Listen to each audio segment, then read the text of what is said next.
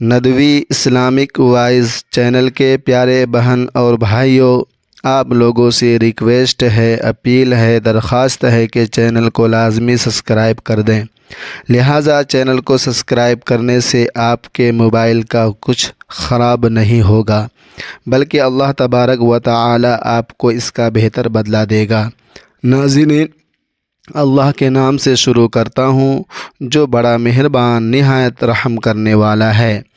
میاں بیوی کے باہمی تعلقات سے وابستہ ایسے متعدد امور ہیں جن کا فہم حاصل کرنا نہایت ناگزیر ہے۔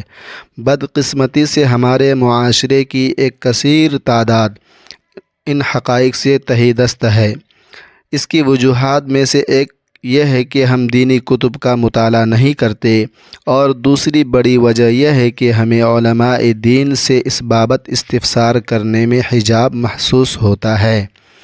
اسلامی تعلیمات کی روح سے میاں بیوی کے لیے ایک ساتھ غسل کرنا نہ صرف جائز ہے بلکہ باعث محبت بھی ہو سکتا ہے۔ ان کے لیے ایک دوسرے کے پورے جسم کو دیکھنا شرعاً ممنوع نہیں، تاہم مقام مخصوص شرمگاہ کی جانب قصداً نگاہ ڈالنا خلاف ادب ہے، خلاف ادب اور ناپسندیدہ فعل ہے۔ جیسا کہ ام المؤمنین سیدہ عائشہ صدیقہ رضی اللہ تعالی عنہا کا ارشاد گرامی ہے کہ میں رسول اللہ صلی اللہ علیہ وسلم کے ہمراہ یعنی ساتھ ایک ہی برتن سے غسل کیا کرتی تھی۔ بعض اوقات آپ پانی لینے میں مجھ پر سبقت لے جاتے تو میں عرض کرتی کہ مجھے بھی پانی عطا فرمائیے۔ ایک دوسری روایت میں سیدہ عائشہ رضی اللہ تعالی عنہا فرماتی ہیں کہ وضو یا غسل کرتے وقت برتن سے پانی لینے میں میرا اور رسول اللہ صلی اللہ علیہ وسلم کا دست مبارک ہاتھ آگے پیچھے ہوتا تھا، لیکن اس کے برعکس ام المؤمنین سیدہ عائشہ ہی سے مروی ہے کہ نہ تو آپ نے کبھی میرے سطر یعنی پوشیدہ اعضاء کی جانب دیکھا اور نہ ہی میں نے کبھی آپ کے سطر کی طرف نگاہ ڈالی۔ شب زفاف یا قربت کے لمحات میں چند آداب کو ملحوظ خاطر رکھنا ضروری ہے۔ خاص طور پر دوران مباشرت گفتگو کرنے کو مکروہ قرار دیا گیا ہے، کیونکہ اس سے اولاد میں لکنت، ہقلانے یا تتلانے کا خدشہ لاحق ہو سکتا ہے۔ اسی طرح اس خاص وقت میں شریک حیات کے مقام مخصوص کی طرف براہ راست نظر ڈالنے سے بھی اجتناب کرنا چاہیے، کیونکہ اندیشہ ہے کہ اس عمل کا اولاد کی بینائی پر منفی اثر پڑے اور وہ نابینا پیدا ہو۔ یوں ہی مکمل عریاں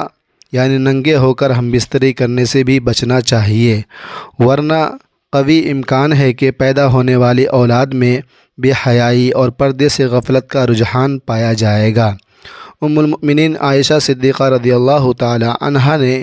ایک بار عرض کیا، یا رسول اللہ، خواتین تو بہت سا ثواب سمیٹ گئی،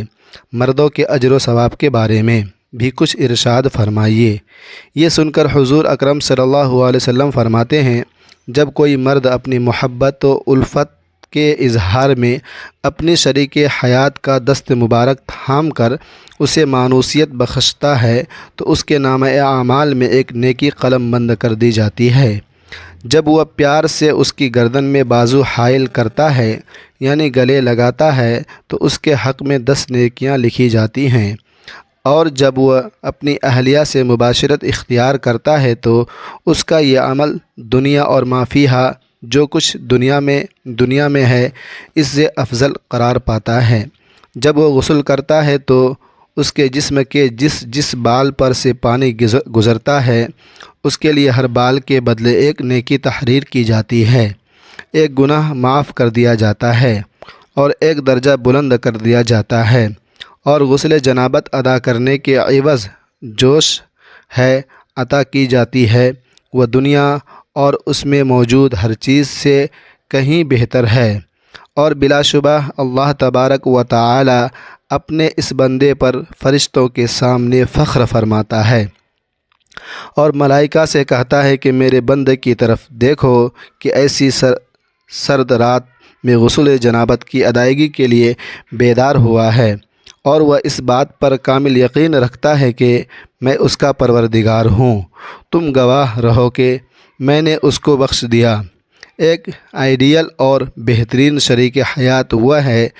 جو بستر خلوت یعنی سونے کے کمرے میں اپنی حسن رعنائی اور دلکش اطوار سے اپنے شوہر کو اپنی مہر و الفت کے سحر میں اسیر کر لے، قید کر لے۔ دوران قربت وہ اپنے شوہر کی مرضی و منشا پر گہری نگاہ رکھے